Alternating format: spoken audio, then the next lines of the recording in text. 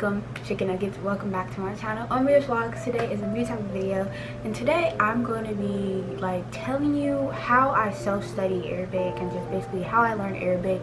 And before I get started, I am not even nowhere close to fluent in Arabic. Like, I feel like the Arabic language is so hard and different from English, so it's like really hard. I did one of these videos previously of me learning Korean, and to me personally, I think Arabic is way harder than Korean. I'm not saying Korean is easy in any way because that's a hard language too, but Arabic is so difficult. It's literally hard to grasp onto. But today I'm just going to give like a few tips on how basically I learn it, and then maybe I'll do another part to this video and me and you guys can actually sit down and actually study it. But today I'm just going to be talking about like basically how I learn it.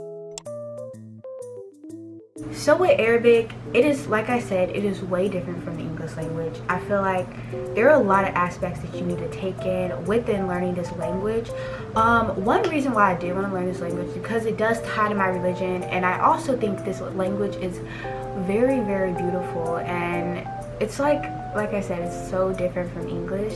I think it's very beautiful, but it's a lot of aspects that you really need to learn. The way it's written different from English. The way it's spoken, it has like an accent that you need to take into consideration. To me, the way I started to learn Arabic was each day I would kind of take time to learn a new word or a new phrase and kind of practice pronunciation. I feel like with pronunciation, it's different because there are different dialects and different accents and different like Arabic speaking countries.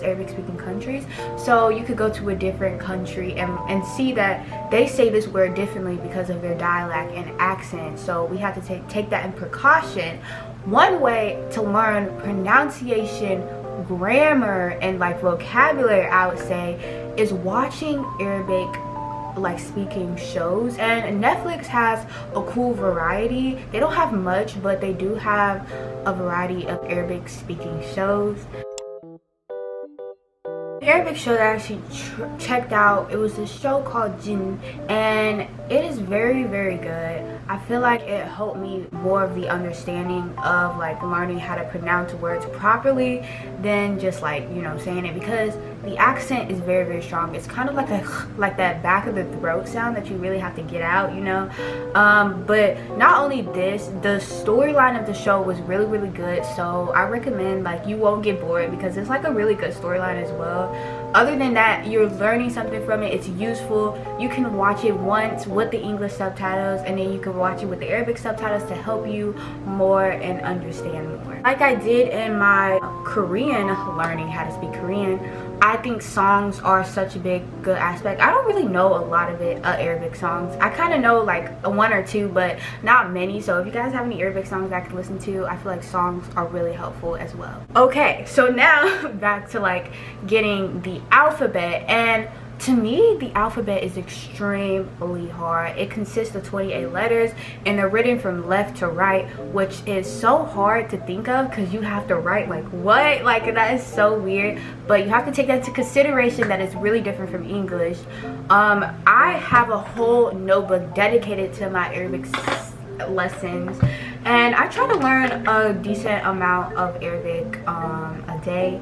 I say you would take about an hour a day just to learn this language. And for me, I'm gonna be honest with you guys, it's really hard because you want to give up sometimes, but trust me, it's gonna be all worth it. But in this, I have the Arabic alphabet written down, and I'm gonna show you like an easy way to learn how to pronounce the Arabic alphabet. My last language video, I actually looked up a children's song, and for Arabic, I wouldn't recommend a children's song, not at all, especially if you're just learning the alphabet, because the children's song goes absolutely way too fast, and I'm just like, you can't really understand it. So it is this video on YouTube that I'm actually going to share with you guys, and it shows you how, like, what muscles to use in saying each letter of the alphabet, which I thought this was so helpful. We're gonna try something today, so let's try it. So here we have this video. It is called Learn the Pronunciation of Arabic Letters the Easy Way, and I think this is so easy, so I will go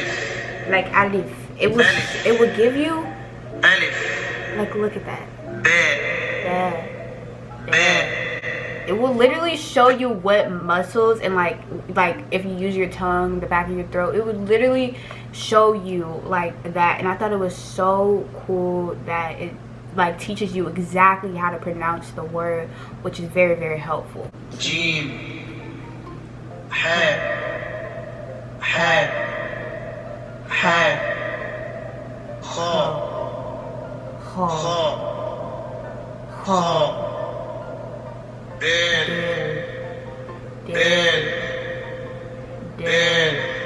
yeah, that's one way how to make the alphabet learning easier. Other tips I would say is focus when you're focusing on words and phrases.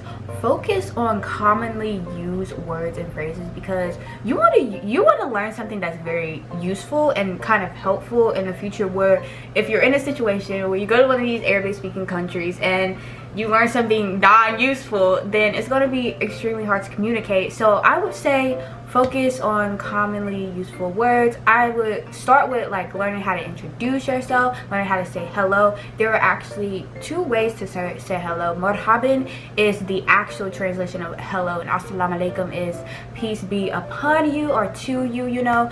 So yeah, there's many ways to like say things in Arabic as well. So what I've learned through learning Arabic, and just what any language, well, like the two languages that I've learned, is there is like lots of ways to say things. You have to say it in a formal way, informal way, masculine or feminine way. When I was learning Korean, I knew that there was a formal and informal way, but in Arabic, there is a masculine and feminine way to say something, like how to say goodnight to a male or a female, and how to say it politely or just like normally, you know. So yeah, those are all different aspects that you need to keep in mind, and you need to also remember that, because you don't want to sound like coming off rude and stuff like that. So yeah, you got to remember that there is formal and informal, masculine, feminine ways that you have to say things. Other than that, Duolingo, learning off of YouTube videos, online courses, language books, these are all helpful things. Watching shows, listening to music, all very, very helpful.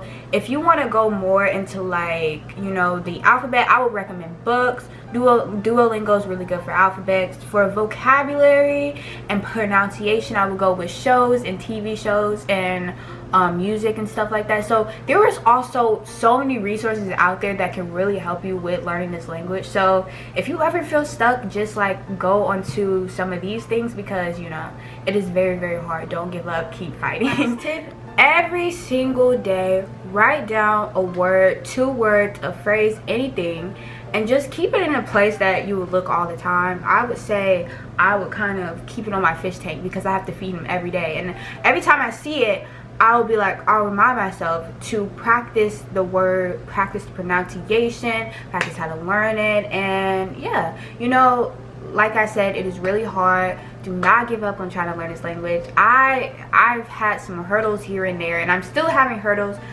I'm just learning that this language is very, very hard. It's not going to come easy. It's going to take a lot of practice to learn it, and I hope to get really better soon. I know I'm not going to become to a point where I'm fluent, because you know, I feel like you're not even fluent when you're like, you know, first born with the language. So I'm just like, inshallah, that I will get better with this language very, very soon. Anyway, that is the end of my video. I hope you all enjoyed. I hope to do a part 2 of you guys actually learning Arabic with me, and we can do a self-study session. It'll be really cool. But yeah, that is all. Don't forget to like, subscribe, comment down below if you're learning this language, some tips that could also help me as well. And yeah, that is all. I'll see you guys next time on another Amirrah's Vlogs. Bye guys.